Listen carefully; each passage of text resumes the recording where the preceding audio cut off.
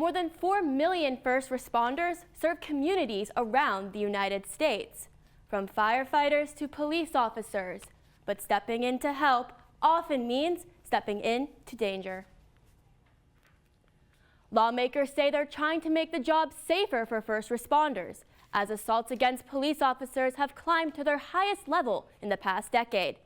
This session, they passed Senate Bill 4. I spoke with a state trooper who says this bill could make a real difference for him and his fellow officers. Luke Smith is a West Virginia state senior trooper who has served in the state for 5 years. He says he feels threatened by bystanders almost every day. Especially in populated areas, it's a daily occurrence for our troopers, officers, deputies, anywhere in the state. States around the country are trying to make the jobs of first responders like Smith safer, including West Virginia. Senate Bill 4, sponsored by Republican Senator Mike Oliverio, creates a new misdemeanor to help.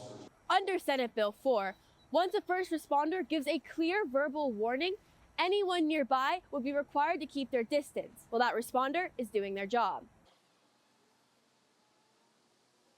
That distance under the bill would be 30 feet.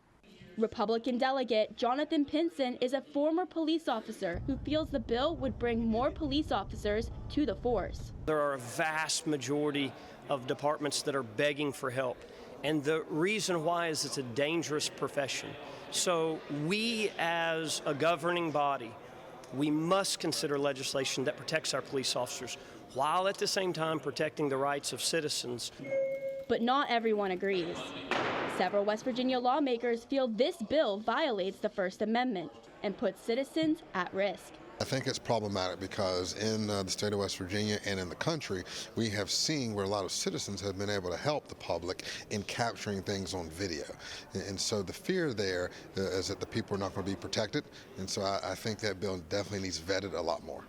Smith says bystanders would still be able to record anything happening in a public place. So it would only just protect us from someone who's trying to harm us or the individual on scene. He says the bill would make him feel protected while keeping his fellow West Virginians safe. According to national data, more than 85,000 police officers were assaulted across the country in 2024. Senate Bill 4 now heads to the governor's desk, and if signed into law, will take effect in June. As residents take a closer look at what is in their water, concern is also being raised over synthetic food dyes and packaged food items. Legislative reporter Samantha Smith joins us now with more. Samantha? Lily, Jeremy, about 20% of packaged products contain synthetic food dyes, with red 40 being the most common color. And now, those vibrant colors in your favorite popsicles have been the center of a year-long debate in West Virginia. Almost 1/5 of the food items we eat every day contain synthetic dyes that the West Virginia legislature attempted to ban last year. A legal battle has that ban tied up in court, but I visited one local company who says the impact of outlawing a few ingredients could be anything but sweet. We'll go into the other room. The sound of summer starts here. More than 2 billion popsicles are sold in America every year, and the top flavor is cherry, with that bright red color that people crave. But here in Wheeling, West Virginia, the rainbow is being rewritten. Brad Allen, Director of Sales and Marketing at Zegenfelder, says the company is removing artificial dyes from its popsicles, and the change is big. This is the biggest change we've ever made to our product, and it's been the same product since Charles Lando, who's right there on the wall, he invented it back in 1987. But it's a change that most companies may soon have to make. Governor Patrick Morrisey signed House Bill 2354 in the 2025 legislative session, banning 7 artificial dyes and 2 preservatives from being sold and manufactured in the state. But the measure is halted by a federal judge. While a food dye ban in West Virginia hasn't been decided yet, here in Wheeling, the decision has already been made. Zegenfelder already moved to all natural food colors. But what does that mean for your wallet? So it's a significant cost increase on the colors. So they're about 10 to 12% higher on their own versus what we were purchasing before. And some of that will pass along to our customers. The classic Twin Pops will see a price increase from $3.78 to $3.99. That's up 5%, but something experts say may not be necessary. We don't want to do any harm, but you're taking away choice. And so people push back on that without a clear reason why, right? This evidence strongly supports, well, we don't have that. It's absent of. So while the experts are unsure, manufacturers are trying to balance customer satisfaction with staying afloat. Now we're doing our best, and you'll see some of the colors are muted versus what we're used to. We could have paid more to get the colors as vibrant as we had, but we just didn't think that that was right to do that to our consumer and pass that cost completely on to them. Because for this company, the future isn't just about changing ingredients. It's about putting the customer first. A 2021 review of these dyes discovered that 52% of studies found a significant link between synthetic food dyes and adverse behavior in children. Because of these growing concerns over children's health, the FDA is recommending companies to phase out synthetic food dyes by the end of next year. West Virginia ranks near the top for gun ownership, sitting at number 3 nationwide, with about 60% of residents owning a firearm. But the number of people who carry a weapon concealed could rise as a new law eases requirements in West Virginia. Young adults will soon be able to carry a concealed firearm without a license. I traveled to Clarksburg to speak with a lifelong gun owner who says he's concerned about the change and the loss of training requirements that comes with it. For Nate Romano, a native of Clarksburg, gun safety has always been the #1 priority. Anytime we went to do anything with guns, whether it was just shoot recreationally, target practice for hunting, or go out hunting, it was always safety was the paramount thing. It didn't matter whether we got an animal or hit the target or anything like that. It was always safety. Romano spent his whole life around firearms, gaining the necessary training when he was young. I took my West Virginia Hunters Safety Education course at 4.5 or 5 years old, so pretty much from the time I've been physically able to be around, hold, and shoot guns, I've been doing that. But for young adults, gun safety measures are changing thanks to a bill passed in the legislature this year. For years, there was a step between owning a gun and carrying it concealed. A 5-hour safety course for 18 to 21-year-olds at ranges like this. Now that step is gone. Republican delegate Chuck Horst, the sponsor of House Bill 4106, says the change is simply giving this group the constitutional carry rights held by every other adult in West Virginia since 2016. 18 to 20-year-olds have been able to carry openly in the state of West Virginia since the state has been a state. It's just a matter of putting a jacket on makes them required to get a permit. But it's the jacket that makes Romano nervous. At least if I knew, if I could see it on their belt, I'd know whether I could make a decision at that point whether that was the place I want to stay or not. Democratic delegate Hollis Lewis agreed. They already have the right to carry. However, I think it is a difference, particularly when you're talking about confrontations between young men and young women, and they may not know that somebody has a weapon on them. So things like that can escalate quickly, and I think training is important, and we have to set proper guidelines. Both Lewis and Romano say it's not about whether young adults can carry concealed. It's about training them to be safe when doing it. The bill was signed by Governor Patrick Morrisey on April 2nd and will officially become law on June 12th.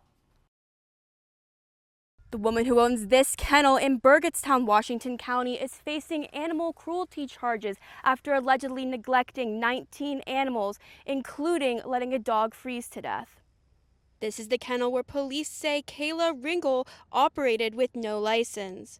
According to the criminal complaint, an anonymous complaint to the Washington Area Humane Society led to an investigation of Ringel's property, where the WAHS did its investigation.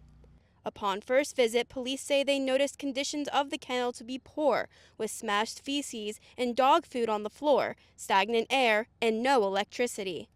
The complaint says Ringel admitted to leaving the remains of a dog who froze to death in January. Police say the dog's remains were decomposing when they arrived. According to the complaint, Ringgold surrendered 9 of the 15 Yorkies and the remains of the dead Yorkie in the building. The 9 dogs removed tested positive for a whipworm infection, which is deadly and occurs from coming in contact with feces, and 7 of the dogs also had infected ears. Ringgold still has 9 dogs in her ownership and was ordered to have them seen by a vet to test for whipworm. Police say she did not. We visited Ringgold's house asking for an on-camera interview about the investigations, which she declined. Reporting in Burgettstown, Washington County, Samantha Smith, KDKA-TV News. A scary night here in Beaver County as a storm blew through and took out power lines and trees like the one behind me. We spoke with the person that lives inside this house, which you can barely even see because of this massive, about 50-foot tree came down right in between these 2 buildings here. Now, luckily, no one was hurt inside the house, but we did speak with the person living there to see what his next steps will be. Drew my curtain and I seen nothing but like leaves and bushes and branches and stuff like that draped over my house. For Jordan Kohlmeyer of Ambridge, last night's storm came out of nowhere and took a massive tree down right next to his house. You know, as I closed the door, turned around, I heard boom. What it was at that moment, there was no way for me to know. Kohlmeyer was standing on his porch seconds before the massive tree took out parts of the house's deck and siding. But had the wind been any different, or had he been outside any longer, it may have been a different story. If the whole tree itself actually fell on the house, it would have been over. But miraculously, no one was hurt. And Kohlmeyer says he feels lucky knowing that it could have been much worse and that he is able to stay in his home. Little tree ain't gonna run me out my house. And just up the road, Russell Hilliard says he watched the sky get black before the storm hit, causing him to lose power. I'll tell you, it was the worst storm I ever seen since I've been here. Now, the National Weather Service is continuing to look at what exactly happened here last night, and we will bring you more information as we get it. Reporting for KDKA-TV, I'm Samantha Smith in Beaver County.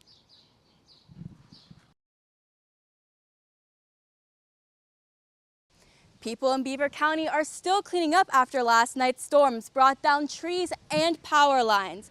Coming up tonight, I'll tell you about the homeowner in this house and what his next steps are.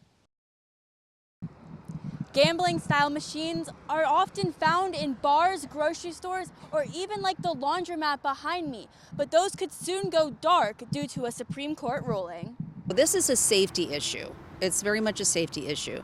And we need to come together and figure out what it is we're going to do. That safety issue is known as skill games, and the Supreme Court has ruled them as illegal gaming devices. I'm very happy that now the stakeholders will be coming to the table and discussing in a meaningful way what it is we're going to do about this industry in Pennsylvania. Right now, these machines are still operating, but supporters of that ruling argue the devices are dangerous and need stricter oversight. The fastest growing demographic of gambling addicts are boys aged 11 to 17. At this Skillet location in Washington County, a sign is posted stating players must be 21 and show photo ID. But when we visited, no employee was monitoring the games. But opposers say the ruling could hurt thousands who rely on the machines for income. Pace-O-Matic, the company behind many of the skill games in Pennsylvania, including the ones here at Skillet, says elimination is not the answer. They tell us in part, sadly, this opinion will have far-reaching consequences, with more than 10,000 Pennsylvania small businesses and fraternal clubs becoming the real victims. The better option is for the legislature to support a common-sense piece of legislation that will tax and regulate skill games fairly. That concern is shared by Skillet owner Howard Thomas, who says, in my opinion, to label these games illegal is extreme. Upstanding business owners in the Commonwealth deserve the opportunity to conform with checks and balances and licensing and regulations within reason. Lawmakers now have 120 days to decide whether skill games become taxed and regulated like the rest of PA's gaming industry or go dark altogether. Reporting in Washington County, I'm Samantha Smith, KDKA-TV News.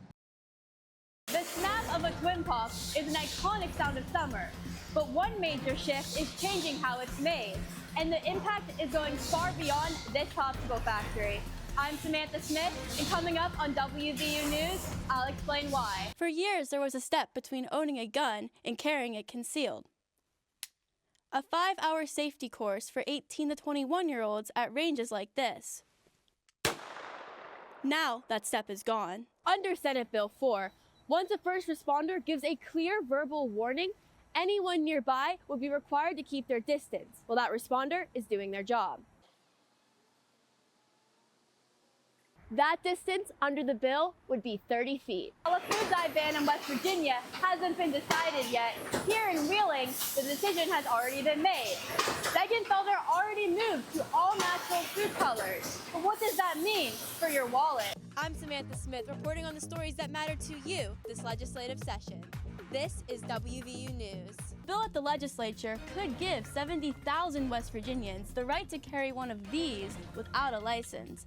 I'm Samantha Smith, and our Emmy Award-winning WVU News starts now. Coming up on WVU News, students could soon get their votes back on boards of governors around the state. I'm Samantha Smith, and I'll tell you how this could impact WVU.